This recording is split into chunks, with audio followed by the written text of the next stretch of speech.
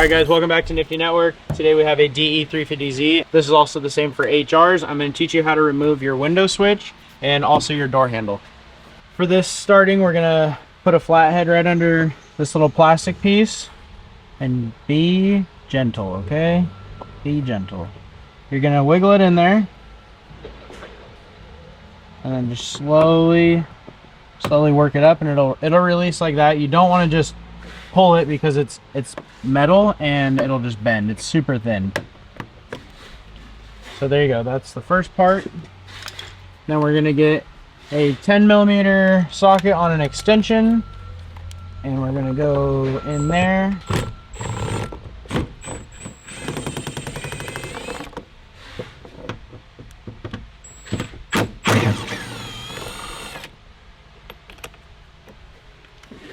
And let me show you. You basically just pull forward on this.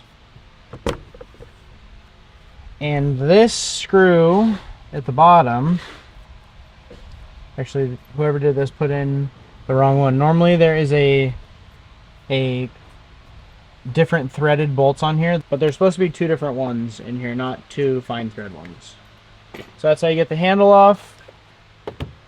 And then for the window switch, once you have the handle out of the way, it's really easy. You just lift up in the center, get that up a little bit, and push it forward in the back and lift up, and then rock it forward.